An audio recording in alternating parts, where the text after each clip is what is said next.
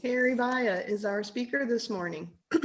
Harry is the seventh generation on his mother's side to live in Abingdon. I had to insert this because I gave Amy bad information for my introduction, and I'm replacing it with the correct information. I did not know that. He lived here when he was a child during World War II and then moved back here. I say here like he's here, but you all know what I mean. Moved back to the area in 2004 after living for 34 years in the New York City area. And of course, we know he met and married Phyllis Hale in our UU church in 2012. And in January of this year, Harry and Phyllis moved to a retirement community south of Los Angeles. Harry was raised Catholic and has been a member of 3 Unitarian churches and a Quaker meeting. Most of Harry's professional life was related to computers. He became a spiritual seeker in college and is particularly interested in the history of science and consciousness. And he's speaking to us this morning about reality, religion, and consciousness. Take it away, Harry. Good morning. First, I want to tell you how much I enjoy doing the homework for this. It gives me something to focus on and think about. And so it's been interesting. I prepared quite a bit and was able to weed it down quite a bit. And in fact, I have a whole, almost a separate talk about religion that isn't going to get in here much. So my title, Reality, Religion, and Consciousness. It's going to be more about reality and consciousness with a little bit about religion. And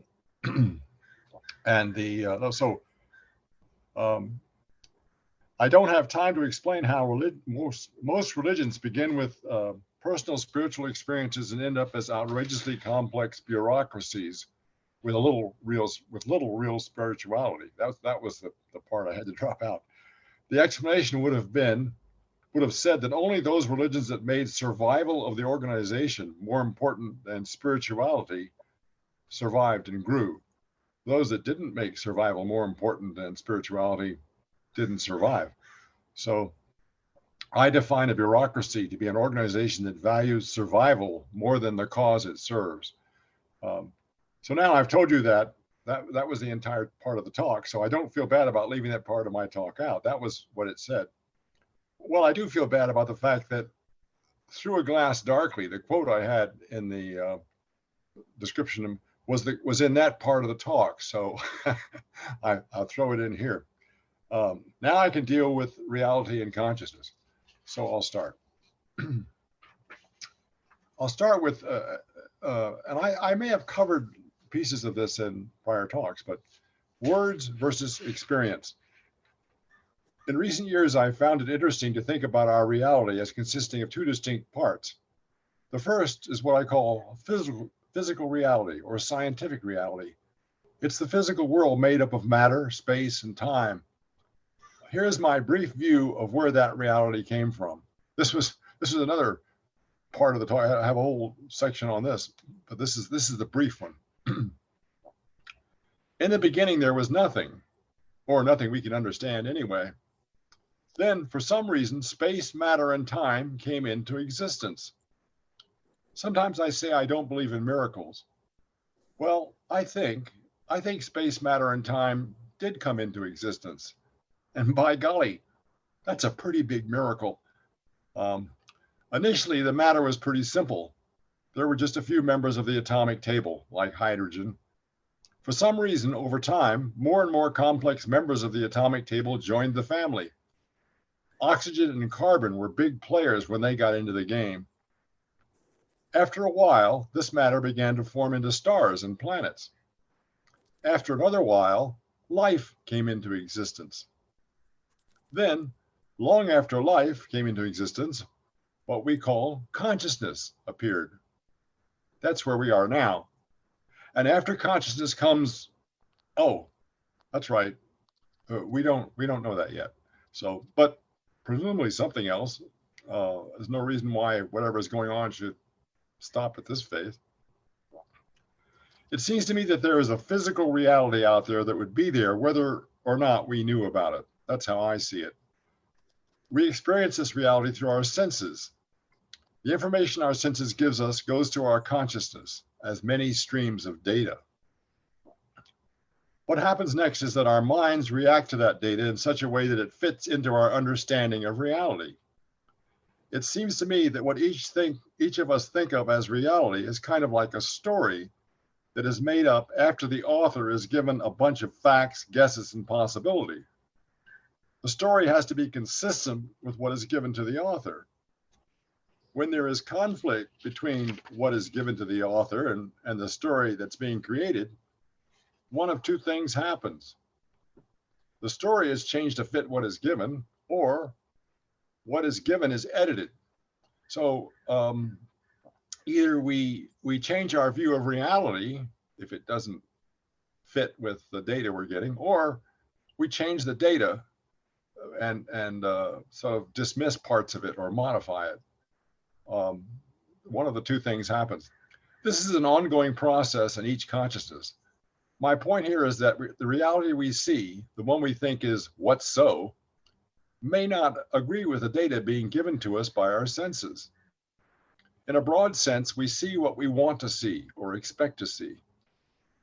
Our perceptions are influenced by the need of our consciousness to have a reality it can deal with and remain sane. I see consciousness as a balancing act to remain sane with all the things that are flowing into it. And if we don't keep it balanced, we don't function. So it's rather important. I will give you some excerpts from an article that talks about this later. However, before we get that far, I want to talk about the process going on in our moment-to-moment awareness of what is so. It seems to me that our conscious mind, the awareness that is present when we are awake, tends to convert the raw data of our experience into words. We think in words. If we think about what is happening to us, either from outside or inside our body, we tend to think of it in words. Let's say we have a toothache. The pain is there. That's not a word, it's an experience. We experience it as ongoing. However, if we think about it, we think about it in words. Words can never really capture the full experience. Our memories are collections of words. We often seek words that evoke a recall of the raw experience. However, our thinking, our consciousness is so dependent on words that often there is little actual recall of what I would call raw experience. If we remember someone insulting us and that we reacted by becoming angry, much of that memory is just words.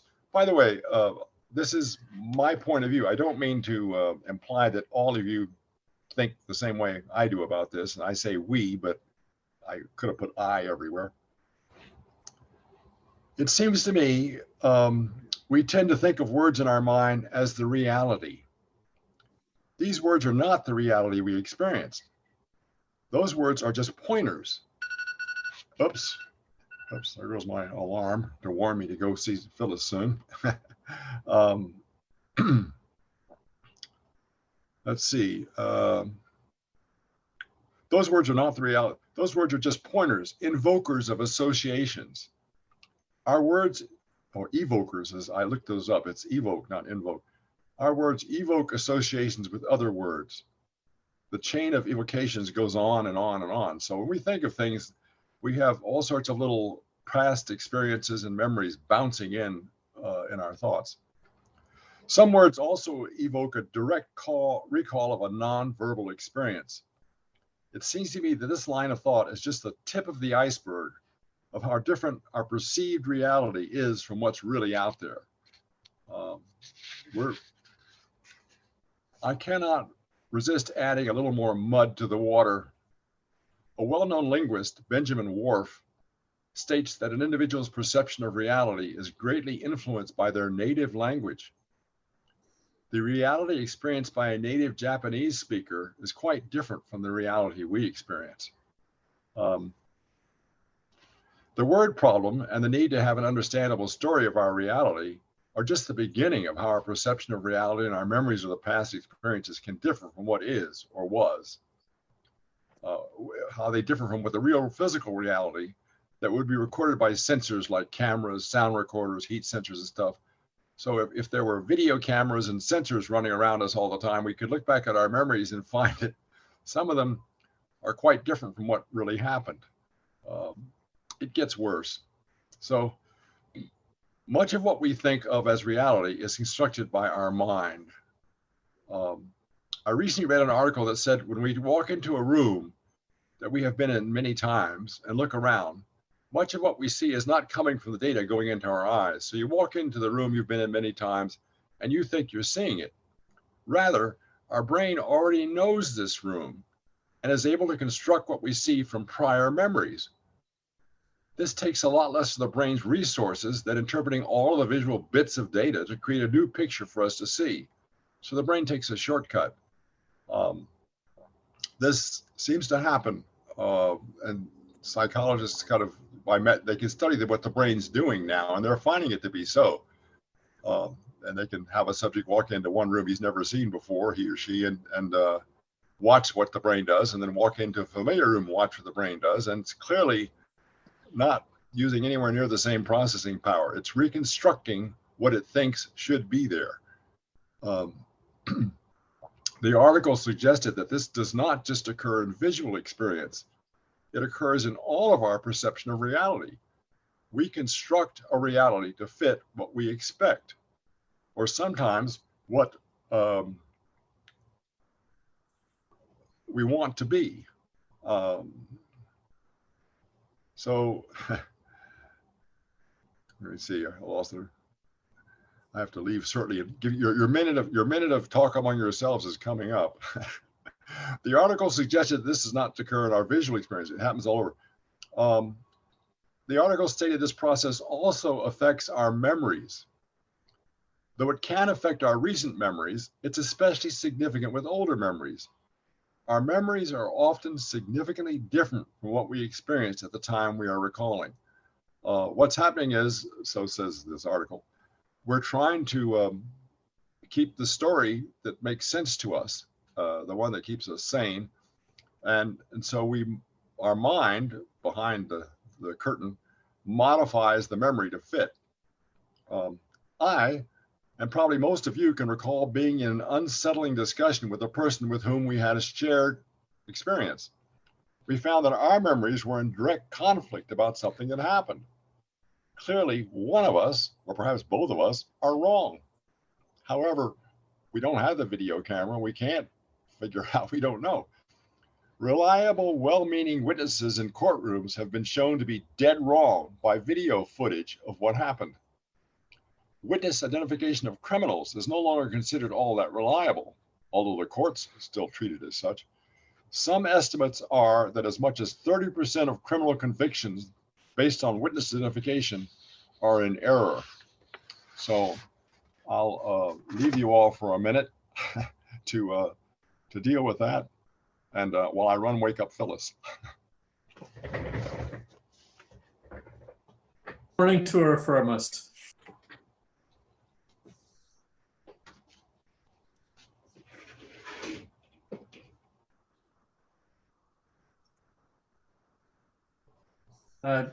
Can I add a little bit here? Sure. What Harry was just talking about is most clear about witness identification is most clearly tied to the research of certainly one of the most influential psychologists of our era, who is Elizabeth Loftus. I'm sure some of you will recognize her name. And it's put her in an awkward position because she's often called to be an expert witness in cases where victims have identified their attacker, their victimizer, and she's in a position to say, well, these identifications are not always trustworthy. And of course, she's accused of helping let predatory people off the hook, which is not something she particularly wants to do. But if you're honest about it, you have to acknowledge that sometimes these things are frail. I was just amplifying on the point you just raised, Harry, about witness identification, and all that. Yeah, I saw that article with a woman who spoke out defending the fact that some of the things being said about this sexual predator were doubtful, and she took a lot of flack on that. uh, so here, there was an article in the New York Times by columnist David Brooks recently, and I'm going to read to you from it. It goes along this line of thought I was just going. Your brain is locked in the pitch black bony vault of your skull, trying to use scraps of information to piece together the world. Even when it's seeing, it's partly constructing what's out there based on experience. It turns out reality and imagination are completely intermixed in our brain. That, by the way, they've been doing brain studies and also finding that true, that when people imagine something, it's using exactly the same part of the brain that when they think they're seeing reality, which was a surprise. They expected it to be, the imagination to be occurring in a different part of the brain. We grew up believing that imagining and seeing describe different mental faculties.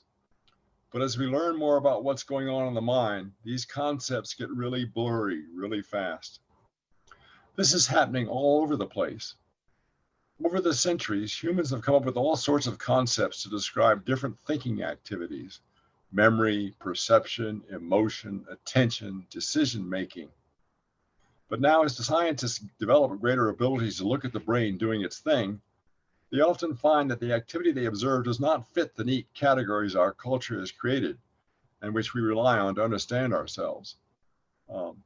Let me give you a few examples. This is Brooks still saying this. Observation and memory. I may read this twice because this is the paragraph that really spoke to me. Observation feels like a transparent process.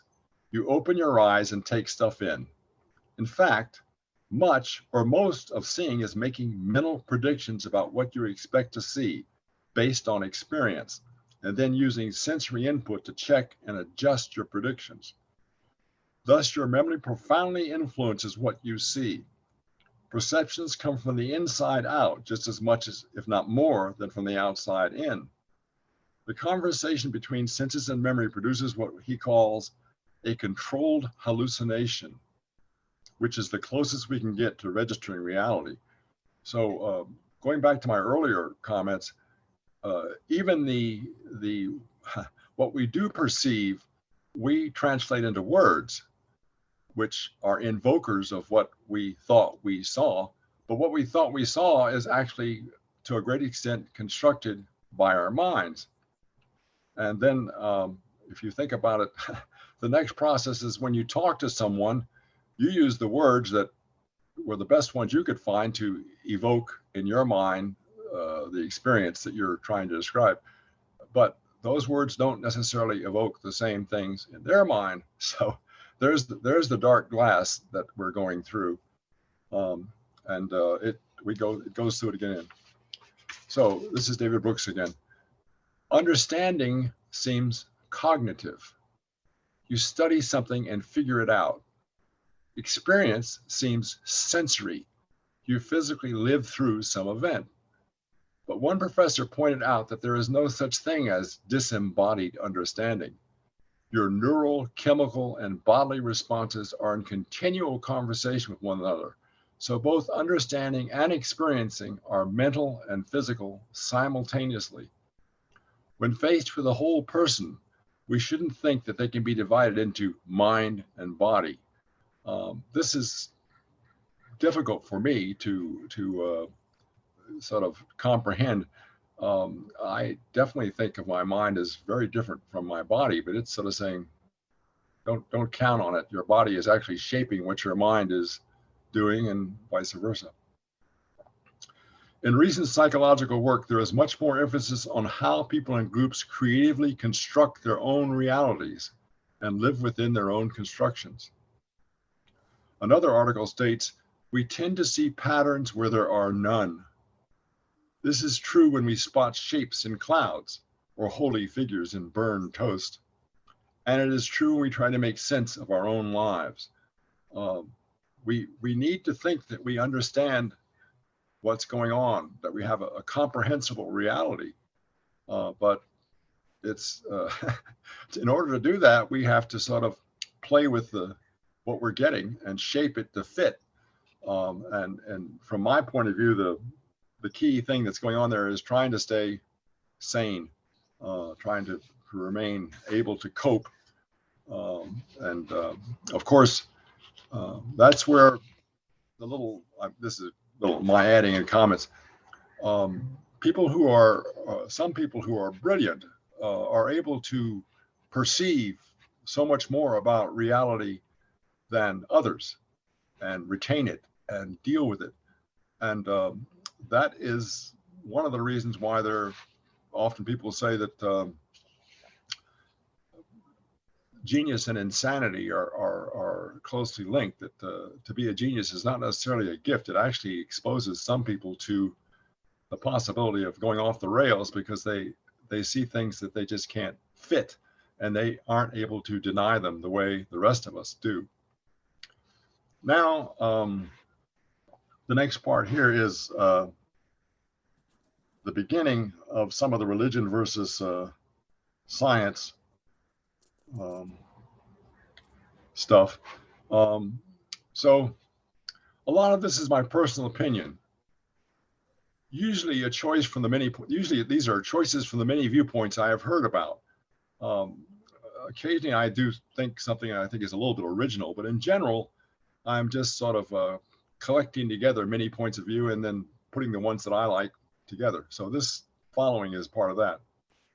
It's just my best guess as to the way things are and how they got to be that way. You might say it's the story I constructed from the reality that I edited.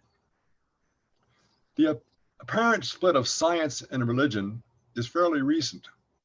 It seems to me that around the time Christ was born, religion and science were the same thing.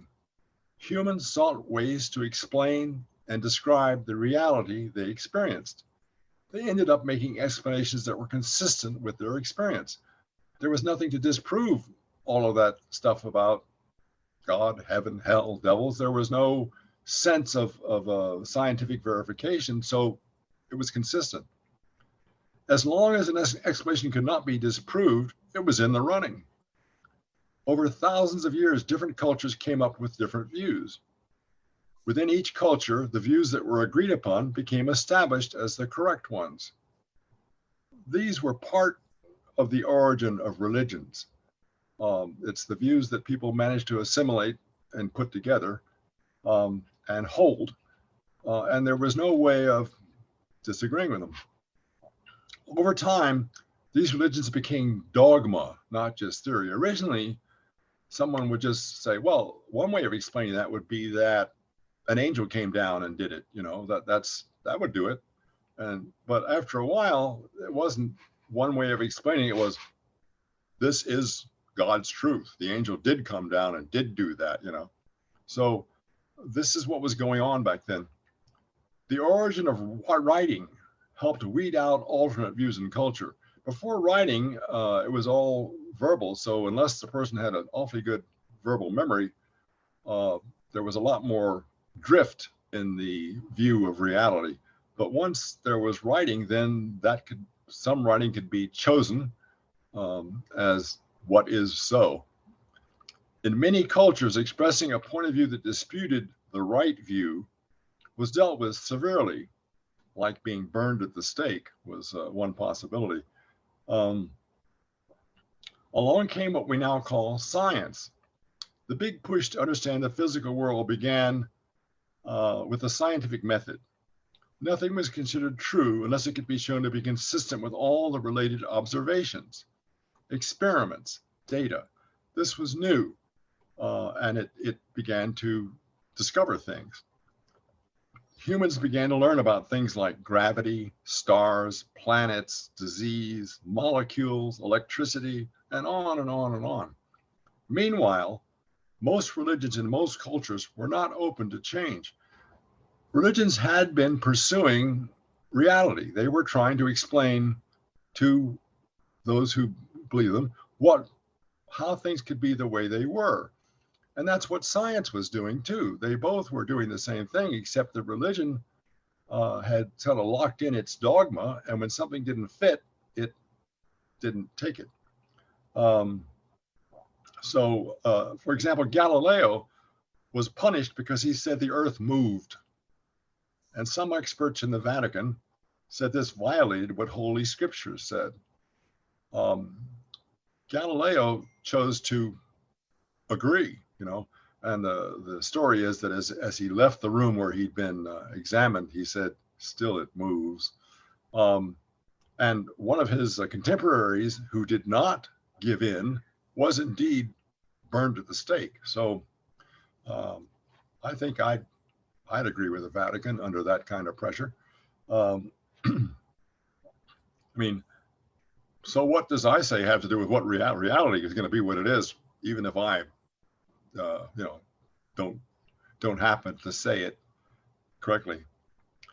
As I say it, this was an utterly senseless split. Science, as I see it, is a branch of religion, the search to understand our reality. Each new insight should have been embraced. The church should have been constantly assimilating what was being discovered. And in a way, science is just a religion. It's a search for the truth. And it's constantly being modified. And it has the same problem religion has. People get stuck on one point of view.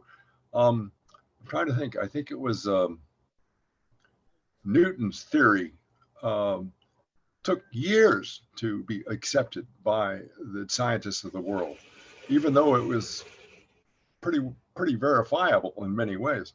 But they were still, and that's true. There's a book called, well, I don't have it in my mind. Thomas Kuhn wrote a book that studies these transitions in science, where the way the new science really took over was that the people who believed the old science died and the new ones took over. The science itself didn't change very quickly to anything, including Einstein. So science has the same problem religion has of being sort of stuck in the past, but it does eventually move on as data accumulates. Religion, on the other hand, is having a hard time with that. As I see it, this was senseless. Did you notice that? Oh, by the way, God knows we can see what a mess that is, or they would if they existed and were observing. Now, I want you to notice that sentence. God knows we can see what a mess that is, or they would if they existed and were observing. Did you notice that I referred to God as they? How convenient for my talk that our culture has come up with a genderless word for a human-like being. We can now refer to a he or a she as a they because they ask us to. And I have a daughter-in-law who is a they. And even in talking about her, Phyllis's granddaughter will correct me and say, don't call her she. She's not a she. She's a they, Okay, I try. It's difficult. But so God being a they, the fact that for most of us, they is also plural makes it especially fun to use to describe God. I hope they don't mind. That's God. I hope they don't mind. Okay, that's my explanation of a lot of what is called religion. However, I am also interested in another side of religion. I think of it as the non-scientific side. Here's what I think happened, and is still happening on that side. And that was the other part of the talk that I gave right at the beginning, where I mentioned that, and I had fun trying to write up, in fact, I may take a minute and just read a little piece of it. Our minds, all human minds, are capable of experiencing a very intense sense of transcendence in which we feel we are part of something much greater than our own consciousness. We become aware of what seems like a very powerful force that is pulsing through all reality. We become aware that we, stardust, are not just observers of this infinite being. We are, it seems, part of its consciousness. So that was in the other thing. And the idea was that this experience would transform people, enlighten people, and they would start a religion. That was my little fantasy of how many religions start, is by having that experience. I've never had it full blown. I still hope to, but I've had little hints of it. Um, someone once asked me if I'd ever experienced God. I said, no, not really, but I think I've smelled the beast. That's as close as I could get. So anyway, then the rest of the talk, which took me 5 pages or something, went on to explain how it became a bureaucracy, and over time by fighting for survival, and those that didn't fight for survival stopped being, and those that did survived, and the Catholic Church is a good example of one that survived. Okay, so that's my talk on reality, consciousness, and religion.